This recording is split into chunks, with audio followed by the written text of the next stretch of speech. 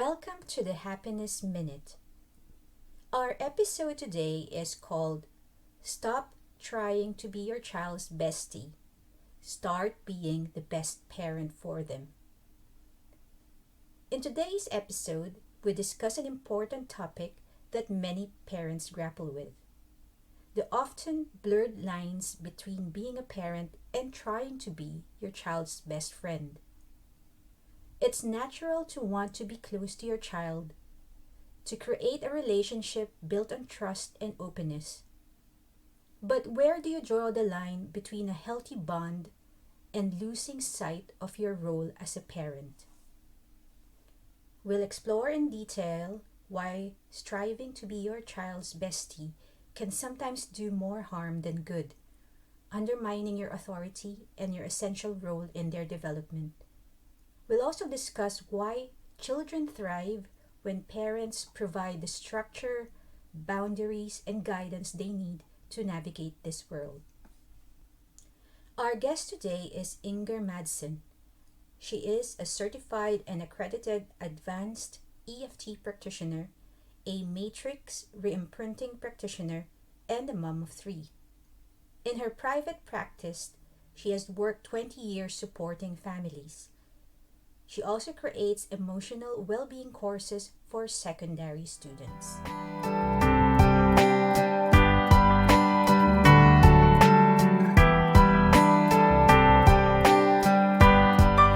Hi everyone, welcome back to the Happiness Minute. We've got a very special guest today. Hi Inger.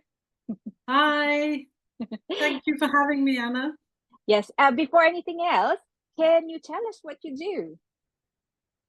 Yes, I can. I help families be happy again. Specifically, I help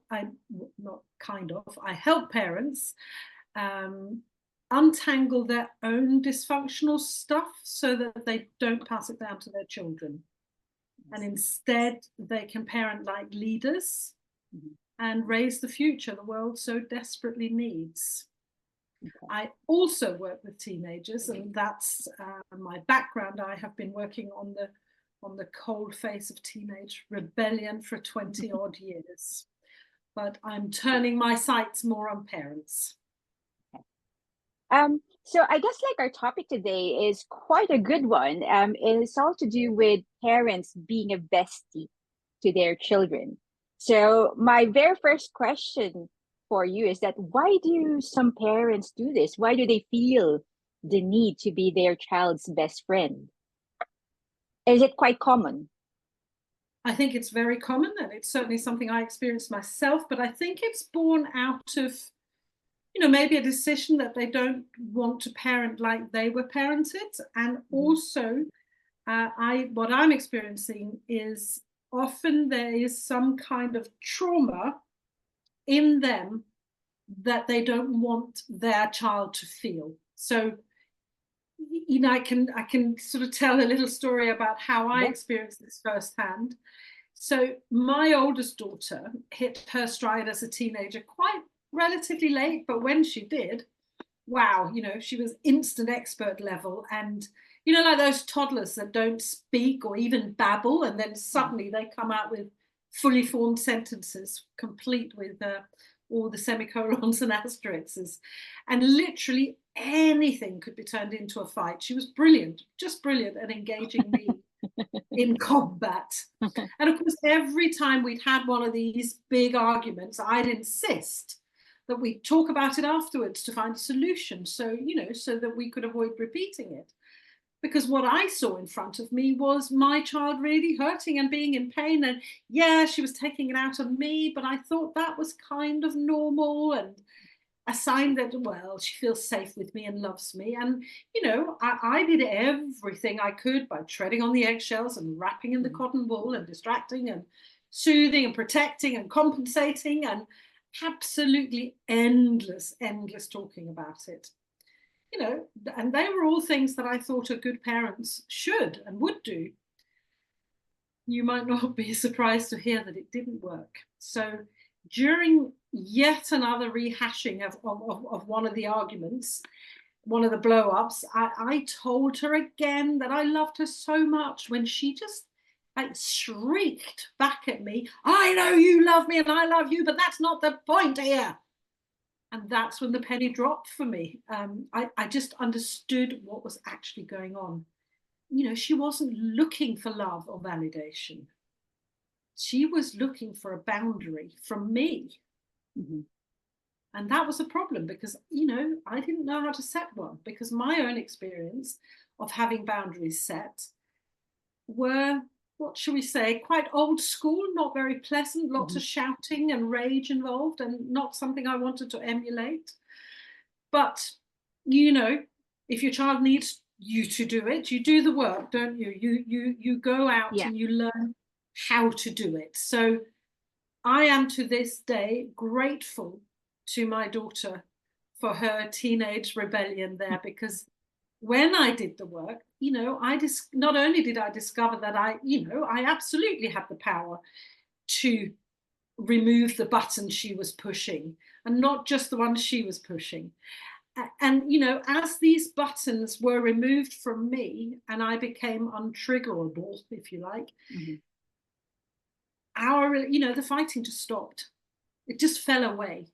And our relationship blossomed and became what it still is today, really close and deep and easy and honest and a lot of fun. And so really, this is why I focus my work now on supporting parents to remove their buttons, heal their triggers, so that, you know, their relationship with their children can be given the space that it needs to grow and blossom. And it will do when you find the way to lead your family, because it's about leadership.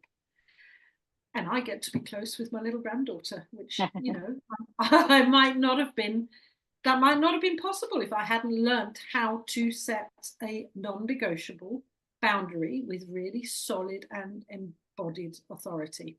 No raging, no shouting, no asterisks involved or required. So so you mentioned healthy boundaries.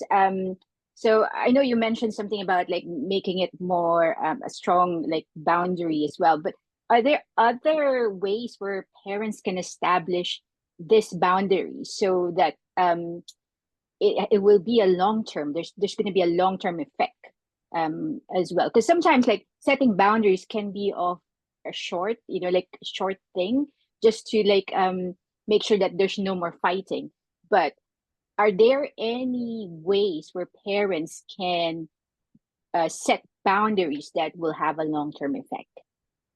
Yeah, absolutely. And in its essence, Anna, I think it's about safety. Okay. Boundaries, I think, are about safety for a child. When there are fair and consistent boundaries, because the thing is, being a best friend with your child kind of implies that you're equal, that you're on the same level, and you're just not. It's a hierarchical relationship. The parent-child relationship, there is, just by the nature of it, a very unequal distribution of power, isn't there? But when, so is that, I just want to make sure I answer your question. So is there a way? Yeah, there is. And that's by making sure that your child can't push your button and get you out of sorts, so that no matter what the emotional child weather coming towards you, you can remain calm, connected, grounded, with your thinking brain switched on, and lend them your thinking brain whilst they have gone into, an emotional response to something. Maybe something you said, but maybe not. Yeah, you mentioned a while ago about setting rules, right? So definitely with children, it's important to actually have a clear set of rules, and of course telling them about consequences. So how would parents balance being approachable and maintaining that authority, setting the rules and then providing consequences? How would parents do that? Are there like tips that you can mention? So I think when, children never ever do what they're told, they do what we do. Yes. And so it's about modeling leadership of Mm-hmm. yourself, which involves setting boundaries. As leaders, there are, and I'm not, I'm afraid there's a lot of bad leadership that we're Yeah. seeing out there, aren't we? Yeah. Yeah, I don't need to go into Yeah, detail. But I'm talking about, the more the sort of, the emotionally intelligent way of leading, all the Brené Brown stuff. And Mm-hmm. when you walk the talk of that kind of leadership, you're authentic and you're open and you have emotional intelligence, you're approachable, you're adaptable, you're flexible. So it kind of comes naturally when you as a parent learn how to embody those leadership skills and lead your family. Mm-hmm. Yeah, because I think you're right in that, because it sometimes, if a child thinks that you're her friend, then you're not authoritative enough. Am I correct in saying that? You are, but also worse than that is that a child won't feel safe. Mm-hmm. Because if you're their best friend, you're both on the same level, and that's just not safe, Yeah. And so a child's job really is to constantly look for where the boundaries is so that they can feel safe. And they will not think anything. A toddler will think, well, maybe 3, 4, won't think anything of asking for a biscuit for half an hour if you've given in once. I'm sure most of us know that one. If you in the end had enough and you gave in and gave them a biscuit, then they'll keep going, even though you know that they shouldn't have a biscuit because it's dinner time in a minute. Yeah, do you think because of this, it will impact also the relationships outside the home, in terms of like authority figures? Yeah, because life will set a boundary, even if your parents don't, won't it? Eventually, life will set a boundary about having to be somewhere on time, etc. And so I think, I don't want it to come across as if it's all about sort of boundaries, but yeah, it is part of the being their best friend discussion, isn't it? Or the theme of it. But there's a bit more to it than just boundaries. But if a child hasn't experienced accepting boundaries without rebelling against it, then they're not going to put up with an employer telling them. They will either go into kind of a victim, poor me, it's so unfair, or maybe even a bit of blaming everybody and everything. It's not my fault, the alarm clock didn't go off. There's a giant blackbird outside my front door and I couldn't get out. And in essence, really, it's about learning when a parent sets you a boundary and it upsets you for whatever reason. It can make you feel upset, like if a parent takes this is the thing at the moment, isn't it, with their smartphones, if a parent insists that you hand your phone over before you go to bed, and you as the child know or feel that you need to be online to keep in with your friends to feel safe at school, that's going to it can either make you angry at the parent or it can make you feel really upset. But it's about, in that moment when you feel that anger or that upset as a teenager or as a child, and because I do work a lot with parents of adolescent children, more than the chocolate biscuit eating stage. Yes, the toddler. You have to learn how to contain and process your own feelings and be with what it feels like to be really, really angry, or because that's how you learn how to deal with your feelings. And I think what happens when parents kind of give in to be kind, it's then like they call it curling parents. Do you know what curling? Where you run around in front of the ball and sweep the ice so that it can move further. So parents are sort of sweeping in front of them, and they might just give in and let them have that phone for 20 minutes more, and then half an hour later you're still having the same argument, from a place of wanting to be kind and nice and understanding. But in a way, the child then has kind of got into I call it the boat of misery. Then you're both feeling the feelings. Yeah. And actually, your job as a parent is to help your child be okay with feeling what they feel. And, the whole world and its husband are at odds with how they feel. That's kind of the theme, isn't it? Yeah, when you say that, of course, it's all to do with self-esteem as well with children. It's very difficult because I feel like as a parent, you have to like actually be balanced in terms of setting the boundaries, putting in rules, and also encouraging children and building that self-esteem and also independence. So how can being a parent help a child build self-esteem and independence without you know in terms of like approach having a less boundaries, I would say. Well, I think again it is about they don't do as we say, they do as we do, and so it's about modeling. Okay. That, because ultimately being able to say no as a parent is about your self-esteem. Yeah. Does that make sense? That makes sense.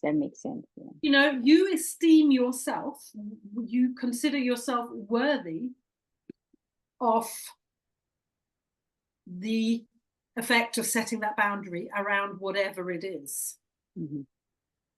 And that's how you're teaching your child that it is okay to look after yourself and put yourself first. And then that's what they will do. Yeah, I'm actually thinking just now. So in terms of a parent trying to be a bestie or being friendly, can you give me other downsides of it as well? And is it? I can. Yeah, I have actually sort of a story. So one of my daughters was bullied at school. I see. Okay. And it upset me so much. I was devastated that she was being bullied. I would drop her off at school and I'd see her walk into that war zone, and I would drive to work crying my eyes out. And, I really wasn't very good at helping her deal with the bullies or deal with the school and the teachers, until I realized that I was actually making it all about myself. And I didn't realize, but the penny dropped for me that I had been bullied when I was her age. And this was my trauma from back then that I had never dealt with or processed. And now that she was experiencing it, it awakened that trauma in me. And it's horrible to say, because of course I didn't mean to be selfish. I thought I was being very kind. But actually my feelings were all about my old trauma. And it meant that I couldn't be effective in dealing with the school. I've just worked with a parent, a very difficult situation where her daughter, tried to commit suicide by taking an overdose, and she came to me, the mum, and she was extremely, obviously, her and her husband were, devastated. It was kind of, I think it was 2 days after the event, and I could just in the sort of consultation to see whether I'm the right person to work with somebody, in asking all those questions, I could see that this mother was just holding so much pain about her daughter's pain. And so I insisted that she come and work with me first. And she was like, no, it's my daughter, don't you get it? And I said, it starts with you. You have to lead. Parents have to go first. And she agreed, but it's hard for parents to agree on that, because they want their child to have the help, but what they don't see is how trauma travels down the generations. And you have to deal with your own stuff first. You have, I guess, in a way, it's that old thing from the Bible, isn't it? Love yourself before you can love your neighbor. And the sins of the fathers and the trauma of the Yeah. mothers is what I see. Sorry for going all biblical here. Oh, no, But no, no. It's fine. so, and when we started working on mum's trauma, we just uncovered just awful things that had happened to her that she'd just put in a box and thought they were safely put in the box up there. Mm-hmm. But when her daughter did just a very similar version of what had happened to her, they experienced similar things, that the lid was blown off that box and out it all came tumbling and was projected onto her daughter. And once I just spoke with her yesterday, which is why it's so clear in my mind. Not only did her daughter heal, and she wants to start a charity. Wow. To get people to go to me. I know everybody should have an Inga, she says. I'm going to call it the Inga Foundation. But not only did the daughter heal, the mother healed all her own trauma, which meant she healed her relationship with her parents, which had been really bad for 30 odd years. Wow. So that trauma in traveling down the generations is a very real thing. Mm-hmm. And I often see bestie parents, the ones that don't want to, rock the boat, that will do anything to avoid triggering that particular child. And, you often get one child that completely rules the roast in a family. Not the roast, roost in a family, and disrupts everything. And that always triggers a little bell for me around this. So you mentioned you just mentioned that actually that there's this one child in the family that sometimes would cause chaos. So how does being a bestie parent affect sibling relationships then? Does it affect it a bit, or it doesn't really matter? Well, if you have that one child that sucks up all the oxygen, and it's because you don't know how to set a boundary. I mean, it doesn't always have to be because of that. I'm certainly not saying that. But if it is, there's just going to be less for the other child, less attention, which can lead, certainly, I'm guessing, would lead to some resentment. If not in the moment, then later on, I think. Okay. Yeah, so I guess I have two more questions. So my next question is, based on our discussion today, what are the 3 key takeaways that parents can do in their everyday life without becoming a bestie parent?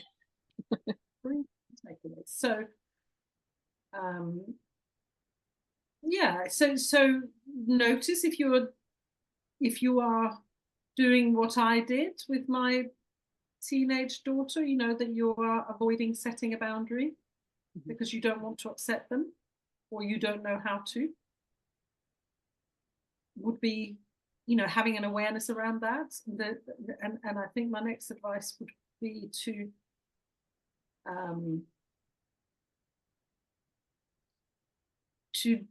really work out how you can keep yourself regulated is the jargon, isn't it? Okay. Yeah. And it's that old story about the oxygen mask on the aeroplane. You do have to put the oxygen mask on yourself before you can help your child. So a lot of parents, I think, feel that they are reluctant to kind of look after themselves, help themselves first. They always, want to help the child, but you have to be okay with resourcing yourself first if this is going on in your family. And then I would say that if you're in the moment, I call it the AAA battery advice here. So, AAA in the moment when it's kicking off, they're either melting down or blowing you up, or themselves. In that moment, awareness of what that feels like in your body. Stay in your body. Don't go into theirs, and start developing your ability to have awareness, to notice what it feels like in your body when they melt down or blow up, and then accept what you're feeling. because we have as humans a terrible tendency to judge ourselves for feeling what we're feeling.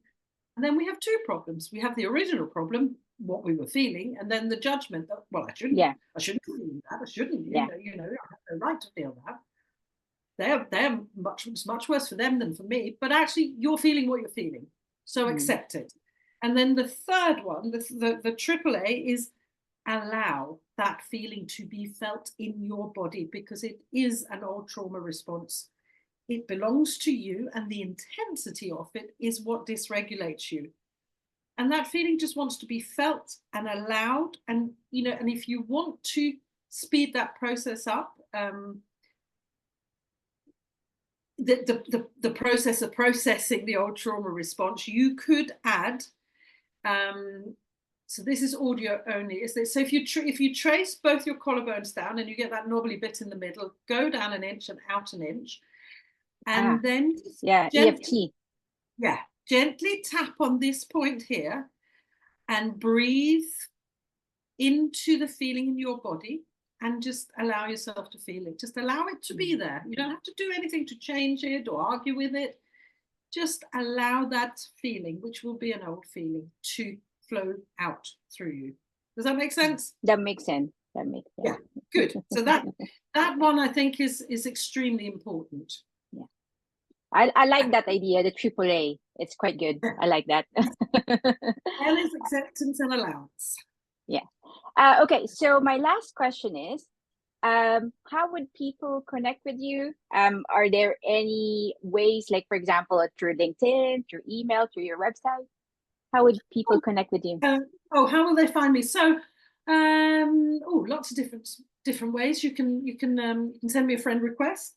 Just on LinkedIn. On Facebook or LinkedIn. Yeah. But what probably an easy way would be to sign up for my. I've got a newsletter that goes out every 2 weeks, fortnightly, called Inga's Insights. Ooh, where nice. I give advice like this, like what we've talked about today. Recently, I sent out a sort of interview with a safety expert on online safety and all sorts of interesting things that we need to know. And so it's called Inga's Insight, and it's on my website on the front page, www.ingamadsen.com. And on the front page, you can sign up for Inga's Insight. And, you know, you will then also be advised. I've got a course coming. Did I tell you that, Anna? I'm doing a course. Oh, no, not yet. Yeah. Yeah, I'm sort of in the, I'm sort of nearly there. I haven't quite got a date yet, but it's called Parent Like a Leader. Oh, I like that. I like that. Yeah. So you would also, you know, you'd get first dibs, if you like, for that, because it's going to be a small group and a good launch price. Okay, cool. So thank you so much today, and being my guest. So everyone, thank you. Don't forget to like, subscribe, and share this episode, and we'll be back in 2 weeks' time. So bye.